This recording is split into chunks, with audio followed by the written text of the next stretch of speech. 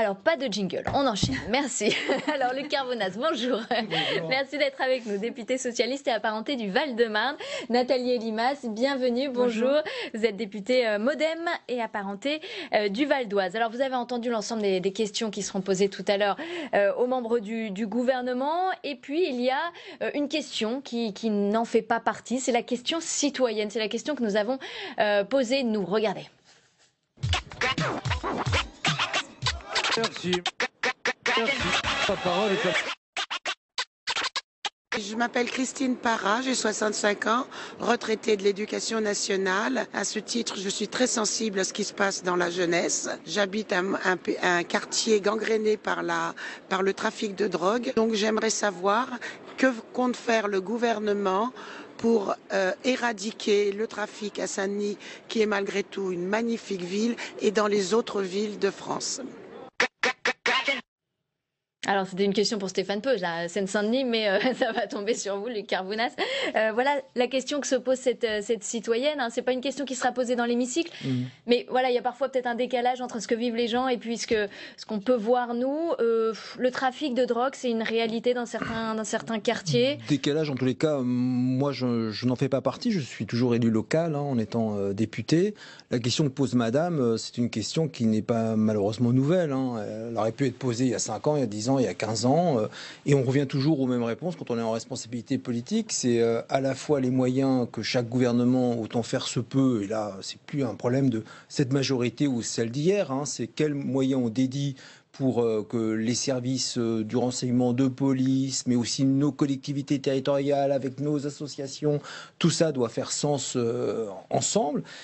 Moi, ce que je constate, c'est que sur le terrain, il commence à y avoir des résultats. Peut-être que pour Madame, c'est jamais suffisamment rapide, mais en tous les cas, on sent que là où il y avait une sorte de loi du silence hier, désormais, et notamment avec les dispositifs qu'on avait mis en place dans le dernier quinquennat, qui ont été accentués dans celui-là. Mais typiquement, c'est un problème dans le Val-de-Marne ?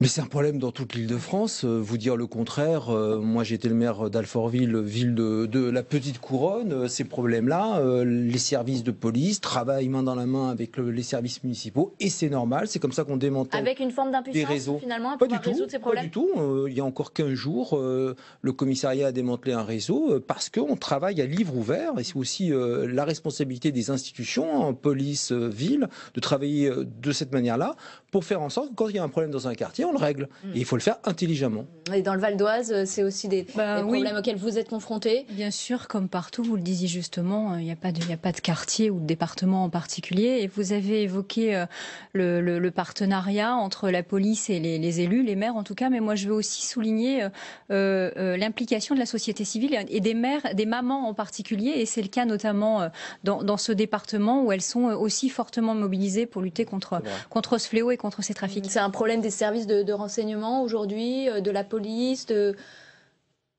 C'est pas forcément un problème lié au renseignement ou à la police. Enfin, en tout cas, il y a un problème et manifestement, tout le monde doit y travailler. Et je crois que pour. Sauf que c'est un serpent de mer, c'est ce que dit Luc Carvounas. C'est vrai qu'on entend ça à chaque gouvernement successif sans pouvoir résoudre ce problème. Oui, enfin, on n'a pas les moyens d'agir, on n'est pas suffisamment nombreux sur le terrain pour pouvoir démanteler ces trafics. Alors, pas les moyens d'agir. On peut toujours pointer évidemment un manque de moyens, mais en tout cas, le problème est tel aujourd'hui et il est tellement vaste que, en tout cas, si quelqu'un avait la recette magique, je pense qu'elle serait déjà appliquée.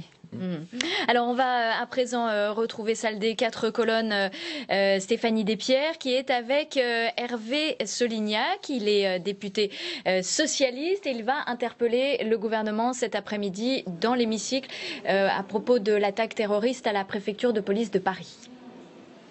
Hervé Solignac, bonjour. Qu'allez-vous demander au gouvernement cet après-midi dans l'hémicycle ? Je vais demander quelque chose de très simple au gouvernement. Il y a des voix qui s'expriment pour réclamer une commission d'enquête parlementaire sur l'affaire de la tragédie du 3 octobre dans les locaux de la préfecture de police. Et je vais demander au gouvernement une commission d'enquête. Pourquoi faire ? Parce que j'ai encore le souvenir très précis de ce qu'il s'est passé avec la commission d'enquête sur l'affaire Benalla. L'Assemblée nationale en est sortie humiliée, méprisée, moquée parce qu'elle n'a pas pu faire son travail. Et donc je vais tout simplement demander au gouvernement des garanties pour qu'il permette aux députés et à l'Assemblée de faire son travail correctement, parce que ça me semble extrêmement important. Il en va de la vérité due aux Français. Merci. On écoutera donc la réponse du gouvernement tout à l'heure dans l'hémicycle. Merci Stéphanie Despierres. Nathalie Elimas, une commission d'enquête pour quoi faire s'interroge le député socialiste. Effectivement, on se souvient que la commission d'enquête sur l'affaire Benalla avait tourné court. Oui. Vous pouvez nous apporter des garanties ? Avant d'apporter des garanties, moi je veux aussi rendre hommage et avoir une pensée évidemment pour les victimes et pour toutes leurs familles. Je crois que nous commencerons la séance tout à l'heure des QSG par un hommage et c'est la moindre des choses. Pour répondre à votre question sur cette enquête parlementaire, déjà le président Ferrand, il n'y a plus de questions à se poser puisqu'on sait qu'elle va avoir lieu. Le président Ferrand a dit effectivement qu'il accéderait à la demande des Républicains. Donc ensuite, pourquoi faire ? Je veux aussi que l'on parle de la délégation parlementaire au renseignement qui typiquement a entendu ce matin Christophe Castaner et qui est plutôt satisfaite parce que elle a eu devant elle 2 ministres, Christophe Castaner et Nunez, effectivement, qui ont répondu avec beaucoup de sincérité, beaucoup de précision, apportant nombre de détails. Et c'est la moindre des choses, évidemment, que l'on attend des ministres. Et donc, l'enquête, pourquoi faire ? Cette commission d'enquête, pourquoi faire ? Et ils doivent aussi apporter des détails à la représentation nationale, devant la commission d'enquête, justement, devant les députés dans leur ensemble ? Écoutez, on verra sous quel format ça aura lieu. En tout cas, pour la délégation parlementaire, c'est à huis clos. Donc, il y a certainement des détails qui sont donnés, mais nous ne les connaissons pas. Je pense que les ministres auront l'occasion de répondre tout à l'heure pendant ces longues questions au gouvernement à plusieurs reprises, puisque la question est posée plusieurs fois. Et puis, Christophe Castaner sera auditionné par la commission des lois juste après les questions au gouvernement. Voilà, mais je pense qu'il ira aussi dans ce même esprit de transparence, de sincérité et de vérité, parce que c'est la moindre des choses et c'est ce que l'on attend de lui, évidemment. Vous trouvez que c'est utile, Luc Arbonas, cette commission d'enquête pour faire la lumière sur c'est la lettre de la Constitution, c'est le droit de tirage du groupe LR. Vous n'êtes pas convaincu ? Non, mais tout dépendra de ce qui ressortira. Écoutez, déjà certains experts police, on se rend compte qu'avec la réforme du renseignement, vous avez ce qu'on appelle le renseignement territorial qui est extrêmement bien renseigné. Et puis visiblement, il y a des difficultés pour voir remonter toutes les informations justement au plus près du terrain quand c'est géré par le renseignement central. On sent même comme un hiatus, vous savez, entre les hauts fonctionnaires et puis finalement les autres, ceux qui sont les sachants et ceux qui vivent au quotidien. Et moi, j'étais ce matin à cet hommage, puisque la nation tout entière est en deuil. C'est ce qui s'est passé, vraiment un drame. Je crois que tous les Français le ressentent comme tel. J'étais aux côtés de François Pupponi. François, qui est un ami, me disait, mais tu sais, l'imam de Gonesse dont tout le monde parle, il était déjà signalé chez moi à Sarcelles et il avait une reconduite aux frontières. Sauf qu'il a disparu des radars et on le retrouve quelques temps plus tard à Gonesse et on le retrouve même avec celui qui devient un assassin islamiste et terroriste. Donc pourquoi cette chaîne de fonctionnement à partir du moment où il y a une... Donc faille dans les services de l'État ? Il y a forcément des dysfonctionnements. Il faut malheureusement se servir de ce drame pour voir où, dans l'échelle du renseignement, où il y a eu le bug, parce qu'on ne va pas continuer à le revivre. Et puis il y a cette clé USB qui a été retrouvée avec l'adresse de tous les fonctionnaires. La clé USB du tueur de la préfecture de police. Avec beaucoup de renseignements sur l'ensemble de ses collègues. Dernière à 31 000, il était habilité secret défense. Il était 31 000 à manifester leur colère pour leurs conditions de travail, les conditions dans les commissariats qui sont insalubres, leur salaire. Et aujourd'hui, alors qu'ils sont censés nous protéger, ils se sentent en danger. On est dans un moment où la République doit faire front commun, et moi je me retrouve très objectivement dans le discours du président de la République, doit faire front commun contre l'islamisme radical, sans jeter l'anathème sur une religion, parce que là n'est pas le sujet. Vous avez parlé de François Pupponi, il y a effectivement beaucoup de questions qui seront posées cet après-midi sur le drame survenu à la préfecture de police, cette attaque terroriste. Question aussi d'Éric Diard, qui est à vos côtés, Stéphanie Despierres, salle des 4 colonnes, qui est député Les Républicains des Bouches-du-Rhône et qui est auteur d'un rapport sur la radicalisation. Éric Diard, qu'est-ce que vous allez demander au gouvernement alors que vous aviez fait un rapport en juin sur la radicalisation dans les services publics ? Oui, j'ai été à l'initiative de ce rapport parce que justement, beaucoup de personnes de la police et du pénitentiaire me disaient, Éric, en matière de radicalisation, il y a des trous dans la raquette. Alors ce rapport que j'ai travaillé avec Eric Pouya, nous avons fait 35 préconisations, mais nous avons aussi lancé les alertes. Au jour d'aujourd'hui, je vais demander au ministre de l'Intérieur, je vais lui rappeler à mon bon souvenir, lui dire qu'il y a des alertes et qu'il devient maintenant urgent d'agir. Qu'est-ce qu'il faut faire ? On a vu à la préfecture de police que c'était quelqu'un de l'intérieur, que la radicalisation n'avait pas été détectée, ou en tout cas que l'alerte n'était pas allée jusqu'au bout. Que faut-il faire selon vous ? Non, mais sur ce dossier, il n'y a aucun problème. Il y a une grave faille dans le système du fonctionnement. Il y avait eu des signaux faibles, mais au préalable, en 2015, quand vous faites l'apologie de l'attentat de Charlie Hebdo, c'était un signal fort. Ça devait valoir au moins lui enlever l'habilitation secret défense et deuxièmement, le changer de poste. Ça fait partie des outils qui sont à la disposition de la police. Est-ce qu'il faut d'autres outils ? Il faut d'autres outils parce que j'ai constaté à travers les auditions, et notamment l'audition de Mme Bilanceni avec le préfet de l'époque, M. Delpech, j'ai relu ces auditions et qu'est-ce qu'il me disait? Il y a un angle mort juridique au niveau de la révocation en matière de radicalisation. En effet, la radicalisation, ce n'est pas un délit et souvent, il s'appuie sur des motifs connexes, des motifs disciplinaires pour justement révoquer la personne. Donc, attention, on ne peut pas faire de délit de radicalisation parce que cela serait anticonstitutionnel. Je rappelle qu'il y a la liberté constitutionnelle, la liberté religieuse, la liberté de conscience, mais je pense qu'on peut mettre, et j'ai quelques idées, mais je pense que le gouvernement en a également, des outils pour faciliter cette révocation. Merci pour ces précisions, Monsieur Der. Merci Stéphanie Despierres. Nathalie Elimas, vous avez entendu ce que nous dit le député Éric Diard qui a travaillé sur le sujet. Il y a visiblement un angle mort sur la révocation des fonctionnaires, pourquoi pas, qui sont radicalisés. Il y a probablement, en effet, manifestement, il y a des failles. Moi, je veux juste revenir sur ce rapport de messieurs Diard et Pouillard. Voilà, qui, à l'époque, pointait aussi déjà une trentaine de cas dans le rapport, des cas soupçonnés et qui ne sont pas avérés. Quand même, on va le redire, je ne dis pas que ça n'est pas grave, c'est d'une particulière gravité, mais sur 280 000 hommes et femmes. Donc il faut aussi un petit peu Sauf qu'il y a 19 personnes radicalisées, suivies à Beauvau, au ministère de l'Intérieur. Donc c'est vrai que c'est un peu inquiétant quand on a un rapport comme ça. C'est évidemment inquiétant. Qu'est-ce qui se passe après, Vous travaillez ici à l'Assemblée et puis finalement après, dans les faits, il y en a un qui passe à l'acte. Oui, c'est vrai. Donc il y a une enquête judiciaire qui est en cours, il y a une enquête administrative. Le Premier ministre a saisi l'ISR. Il y a justement 2 missions qui sont en cours aujourd'hui. Une particulièrement sur l'auteur des faits, une plus généralement pour voir si ces outils qui sont en place sont suffisants ou pas, si les décisions qui ont été prises et les actions sont suffisantes ou pas.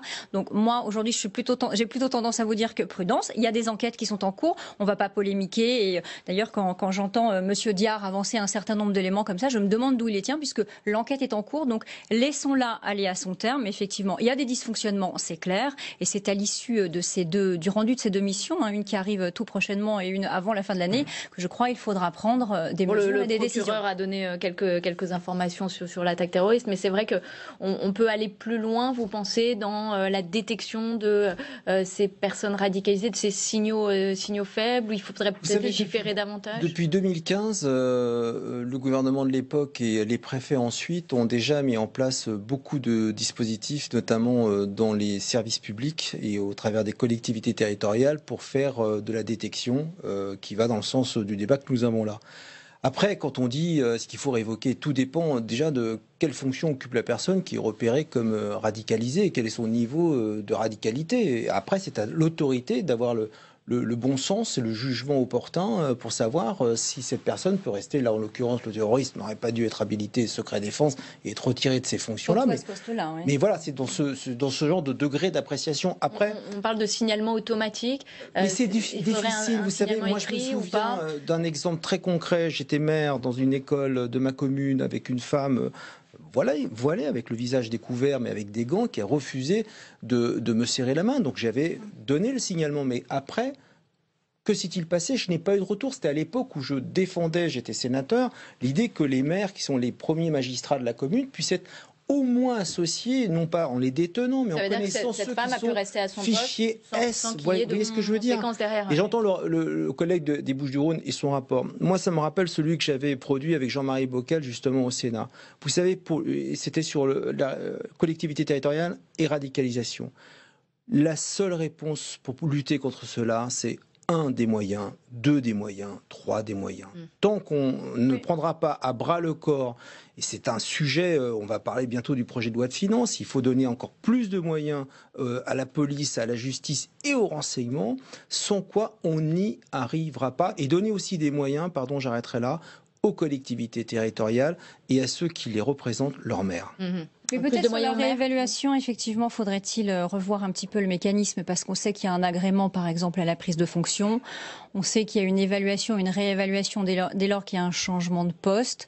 On sait aussi qu'elles sont plus ou moins longues selon le niveau d'habilitation secret défense. Pour le plus élevé, c'est 5 ans, 7 ans ou 10 ans. Peut-être que là aussi, il y a un problème les délais, et qu'effectivement, il faudrait réduire les délais ou revenir à une réévaluation plus régulière, tout simplement. Alors, on va passer à un autre sujet, autre question posée cet après-midi dans l'hémicycle. Ce sont les agriculteurs qui manifestent aujourd'hui contre l'agri-bashing et les traités de libre-échange. On va retrouver Damien Abad, qui est député Les Républicains de l'Ain, puisque les Républicains poseront une question cet après-midi dans l'hémicycle. Et il est à vos côtés, Stéphanie Despierres. Oui, alors Damien Abad, vous voulez parler agriculture au gouvernement, qu'allez-vous demander ? Oui, écoutez, c'est notre collègue Valérie Bazin-Malgras qui posera la question. D'abord, il y a aujourd'hui beaucoup de suicides dans le monde agricole, il y a beaucoup d'inquiétudes parce qu'on a ratifié le traité CETA malgré l'opposition des députés Les Républicains, parce qu'on essaye de stigmatiser cette population avec tous les arrêtés anti-glyphosate qu'ils ont pris. Et donc ce qu'on veut, c'est d'abord rappeler notre soutien au monde agricole, de dire que l'agriculture concerne tout le monde. Et donc ce qu'on va poser très concrètement au gouvernement, c'est quelles mesures il entend prendre aujourd'hui pour défendre nos agriculteurs et pour les soutenir. Les agriculteurs n'ont pas simplement besoin de mots, ils ont besoin d'actes concrets, ils ont besoin tout simplement que le gouvernement les défende et pas brade leurs intérêts comme ils l'ont fait au CETA, comme ils l'ont fait en Europe et comme ils le font aussi au niveau national. Mais ça veut dire qu'il ne faut rien toucher à la législation, au règlement sur les pesticides ? Non, ça veut dire simplement qu'on ne doit pas stigmatiser cette population. Et si on veut organiser la transition écologique avec nos agriculteurs, alors ce qui est important, c'est le mot transition. Donnons les moyens à la recherche agricole de trouver des produits de substitution aux phytosanitaires. On ne peut pas dire aux agriculteurs, aujourd'hui vous arrêtez les pesticides et puis vous ne pourrez plus rien produire. La réalité, c'est que si on fait ça, ça va être encore pire parce qu'on va importer des produits qui utilisent encore davantage de pesticides et avec des normes sanitaires qui n'ont rien à voir avec les normes françaises. Donc nous disons au gouvernement, prenez vos responsabilités, mettez le paquet dans la recherche agricole, organisez la transition écologique. Faites cela pas contre les agriculteurs, mais avec eux, parce qu'eux aussi, ils sont prêts à faire cela. Et c'est cela le message de responsabilité qu'on veut envoyer au gouvernement aujourd'hui avec la question de Valérie Bazin-Malgras. Merci beaucoup de nous avoir donné ces précisions. Merci Stéphanie Despierres. Nathalie Elimas, est-ce que vous en faites assez ? Est-ce que vous travaillez suffisamment avec les agriculteurs ? Eux, ils ont l'impression que finalement, il y a beaucoup d'agribashing et que beaucoup de choses se font contre eux. D'abord, c'est pas qu'une impression, il y a véritablement un agribashing et je crois qu'on devrait tous être au soutien de nos agriculteurs. Ce que me dit Monsieur Abad, c'est bien, mais il n'y a pas de clivage transpartisan là pour le coup, parce que ce sont quand même nos agriculteurs qui nous nourrissent, il faut le rappeler, ils sont victimes, évidemment, ils ont des conditions de travail qui sont déplorables, des ressources quand ils en ont qui sont insuffisantes, un manque de reconnaissance, et puis... Sauf que c'est vous qui légiférez, c'est vous qui prenez les décisions sur le CETA, sur les pesticides, sur le glyphosate, qui vont finalement un peu à l'encontre et qui participe aussi quelque part après à cet agribashing, non ? Alors bon, on va pas revenir là parce que c'est pas forcément le débat sur le CETA, mais enfin la situation de l'agriculture en France aujourd'hui, elle ne date pas du vote qui a eu lieu cet été quand même sur le CETA. Non, mais c'est vrai qu'il y a beaucoup d'inquiétudes. La plupart des exportations suite à ce vote. Oui, c'est vrai qu'il y a eu beaucoup d'inquiétudes à l'issue de ce vote. Ils n'ont pas été rassurés par, par les propos de la majorité. Puisqu'on se demande qui est responsable, puisque manifestement, il faut chercher des responsabilités. Alors, il y a certainement les pouvoirs publics, il y a certainement nos lois qui sont peut-être à revoir, je veux bien, mais je crois qu'il faut aller regarder plus collectivement que ça. Je pense que les Français, les consommateurs sont aussi acteurs dans cette agriculture-là. Je crois qu'il y a des études en France, qui placent quand même l'agriculture française et l'alimentation française comme l'une des meilleures dans le monde. Donc moi, la question que je me pose aujourd'hui, c'est pourquoi, fort de ça, nous ne sommes pas capables d'aller conquérir de nouveaux marchés ? Et pourquoi cet agribashing qui finalement, en fait, on se mord la queue là, parce que ça a un impact très fort à l'extérieur et ça, je pense, génère des réticences à notre endroit. Donc la responsabilité, à mon avis, elle est collective. Et puis il faut que tous ensemble, nous soutenions notre agriculture. Ce gouvernement, il est pro-agriculteur, vous diriez, Lucas Vonas ? Avec cet appel à manifester aujourd'hui la FNSEA, on assiste finalement, je le disais déjà hier au débat sur l'immigration à la tribune, c'est les limites du et en même temps d'Emmanuel Macron. Je vais 12h ou 13h au salon de l'agriculture me montrer et en même temps je fais montre de peu d'écoute vis-à-vis du monde agricole et notamment Voilà, on ne peut pas balayer d'un revers de la main la question du CETA qui est anxiogène dans le monde agricole. C'était rappelé par notre collègue, le monde paysan est un des cœurs des métiers qui connaît le plus de suicides, qui en plus maintenant face au réchauffement climatique est confronté à d'année en année à donc des en moyenne c'est un suicide tous les 2 jours en France pour un agriculteur. Et vis-à-vis desquels l'État doit apporter une réponse. Alors je vois bien Didier Guillaume, qui a la fibre plutôt agricole, essayer de faire son possible, mais ça suffira pas de cette manière-là. Et qu'à un moment donné, ce qui se passe notamment avec les arrêtés anti-glyphosate, c'est parce que l'État, le gouvernement s'est défaussé sur qui ? Sur les maires, comme d'habitude. Parce que dans le cadre de la loi Egalim, le gouvernement, malgré le discours du « et en même temps » d'Emmanuel Macron, n'a pas voulu prendre de dispositions pour dire très clairement à quel horizon on arrête la consommation de glyphosate. Voilà, à un moment donné, il faut être clair. Et quand on n'est pas clair, ça crée le doute et ça crée de l'anxiété. Et c'est pour cela que les agriculteurs manifestent aujourd'hui. L'arrêté anti-pesticides, c'est un peu la goutte d'eau qui fait déborder le vase. La question des pesticides, c'est un problème. Mais moi, j'aimerais bien qu'on sorte un petit peu de l'espèce de psychose. Oui. Vous savez, certains vont jusqu'à dire que les pesticides sont responsables du cancer du sein. Alors, je crois qu'il faut un petit peu se calmer. Médecin, je donne pas d'analyse. Mais moi non plus, et justement, je crois qu'il faut remettre le scientifique là au cœur de ce débat et arrêter un petit peu avec nos psychoses comme ça, diverses et variées. Parce que les scientifiques... L'ENSAM a été interrogé, ils ont répondu très clairement sur ces questions de distance là pour les pesticides. Ça a été fait de façon extrêmement claire. Donc remettons la science un petit peu au cœur de notre débat, arrêtons avec la psychose et je pense que déjà tout ira beaucoup mieux. Et d'ailleurs, ce que je vais ajouter quand même, parce que vous nous dites il y a de grands discours et puis finalement le politique ne s'occupe pas des agriculteurs. Si on écoute les scientifiques, il y a quand même une consultation publique là qui est en cours sur la question des pesticides. Non mais ça, vous pouvez pas dire le contraire. Le coup de la consultation publique, Emmanuel Macron nous la sort de son chapeau à chaque fois qu'il y a une question qui lui saute à la figure. Donc je veux bien, on va encore avoir droit à ce coup de baguette magique, mais encore une fois... Vous n'êtes pas pour la démocratie délibérative, représentative et délibérative. Il n'y a pas de souci. Moi, ce que j'aimerais surtout, c'est la démocratie parlementaire et que la représentation nationale et notamment les oppositions soient un peu plus écoutées quand chaque amendement, quand il s'agit d'amendements de pure forme, sont systématiquement blackboulés par cette majorité. Donc je veux bien qu'on aille voir les concitoyens quand on n'écoute pas les parlementaires. Priorité au direct, on part salle des 4 colonnes où se trouve Valérie Boyer, députée Les Républicains des Bouches-du-Rhône. À votre micro, Alice Rougerie. Oui, Madame Boyer, qu'est-ce que vous attendez cet après-midi de l'audition de Monsieur Castaner? Il passe plusieurs auditions en ce moment. Qu'est-ce que vous attendez de celle-ci cet après-midi? Écoutez, ce qui s'est passé à la préfecture de Paris est un véritable séisme et c'est même un scandale d'État à plus d'un titre, puisque au fur et à mesure que les choses avancent, on découvre que Monsieur Harpon aurait peut-être pu être empêché, en tout cas ne pouvait pas occuper ce poste. Il y a plusieurs dysfonctionnements du fait de la non-dénonciation de ces pratiques ou du non-signalement de ces pratiques, parce que le terme dénonciation est mal connoté, mais là, en l'occurrence, ça aurait peut-être pu sauver des vies. Mais il faut se demander aussi pourquoi les gens ne le font pas. Probablement parce qu'ils ont trop peur d'être taxés d'islamophobie. À un moment donné, je crois qu'il faut dire les choses. Et parce que la hiérarchie ne les suit pas. Et puis ensuite, moi, ce qui me choque aussi profondément, c'est que la presse soit tenue au courant de ce qui se passe pendant l'enquête. C'est-à-dire qu'aujourd'hui, nous apprenons en même temps que les familles concernées qu'on a retrouvé des clés USB chez ce monsieur, avec les adresses des policiers. Moi, je pense aux policiers et aux familles de policiers qui apprennent ça à la télévision sans qu'on ait pu les informer. Et ça me choque particulièrement. Donc, à la fois, ce qui était choquant, c'est le silence et le fait qu'on ait laissé Michael Harpon sévir à la préfecture de police, prendre des documents, et ensuite, le fait qu'aujourd'hui, on passe d'un extrême à l'autre, et c'est plus de la transparence, c'est presque de la mise en danger. Merci beaucoup, merci Valérie Boyer. Merci Alice Rougerie. On va passer de la salle des 4 colonnes à la salle des pas perdus où se trouvent les tambours de la garde républicaine qui sont en train de retentir avant le passage du président Richard Ferrand. Valérie Boyer qui nous parlait de Christophe Castaner. Fragilisé, Nathalie Elimas, Christophe Castaner. Non, mais j'entends bien que certains parlementaires demandent sa démission. Mais moi, j'ai envie de leur demander, me poser aussi une question, c'est et après ? Et après? Et si Christophe Castaner démissionne, qu'est-ce qui va se passer après? Est-ce que ça va véritablement apporter des réponses et des solutions? Je crois pas. Moi, je changerais rien. Non, je crois surtout qu'il faut laisser les enquêtes Richard aller à leur Ferrand qui terme. traverse la salle des pas perdus. Un mot sur Christophe Castaner, Luc Carvounas, vous demandez pas sa tête au Parti Socialiste? J'ai jamais demandé la tête de qui que ce soit en politique. Bon, il se trouve que Christophe Castaner est là où il est parce qu'il est un ami intime du président de la République, plus que pour ses qualités de premier flic de France. Voilà, il faut être clair. Merci. On va s'arrêter là. Luc Carvounas, député socialiste du Val-de-Marne, Nathalie Elimas, députée MoDem du Val d'Oise. Merci à tous les deux.